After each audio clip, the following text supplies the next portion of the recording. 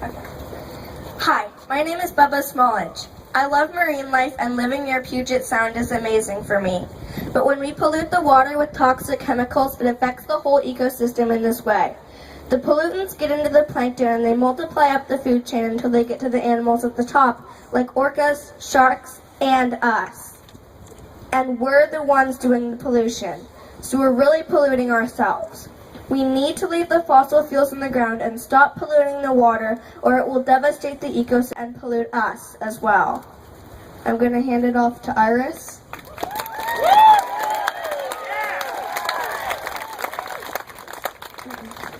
Hi, my name's Iris and I like climbing trees, but I'm concerned about them and how the climate changes are affecting the land.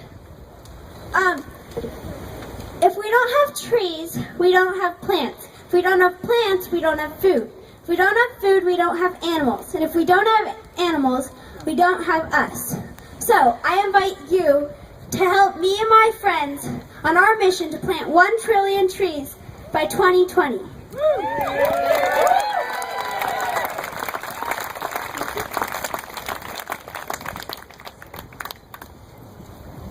Hi, I'm Stella, and in this world, we children don't really get a voice until we're old enough to vote. And yet we will be the ones whose futures and lives will be destroyed by climate change.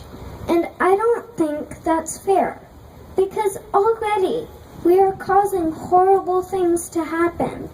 Like in Bangladesh, not in Bangladesh, in Beijing, people can't see the sky because it's so smoggy. But I want to keep using cars. And if I was a grown-up, that's what I'd do. But we don't have a choice anymore. And we can't do the easy thing anymore.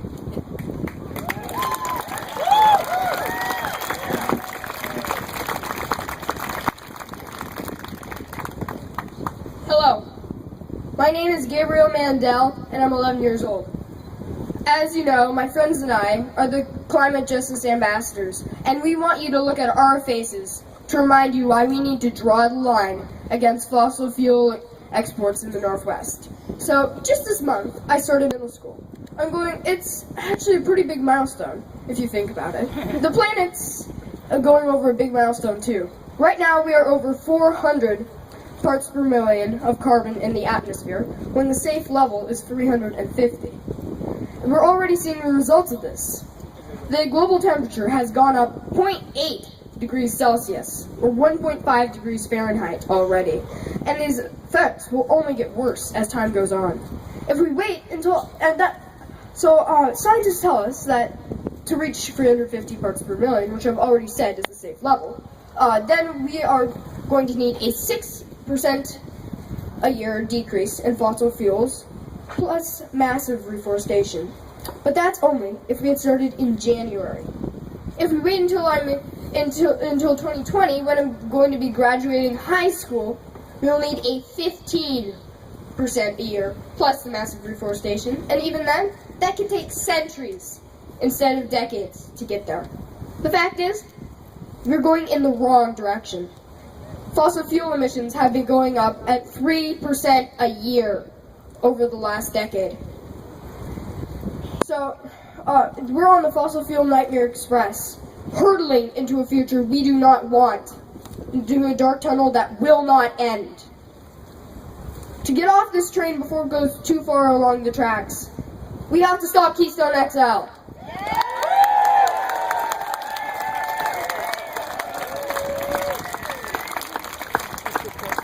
We have to stop the coal trains.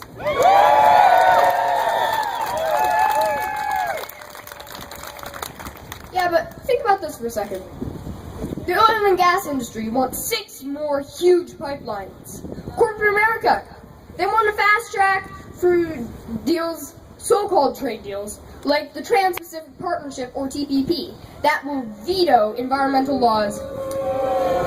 And not just that, it'll make it illegal to stop exports. Do we give up? No. right. The answer is no. We need to be strong, do more. We need to act as if our lives depend on it. Because they do. I'm here to draw the line because my future is on that line. When I look at so many of you who've come here today, who go home, take action tomorrow, I have hope. I have hope because of you. I know. We know. You will not let us down. Because you can't let us down. Why? Because we are the future. And we need you. Thank you.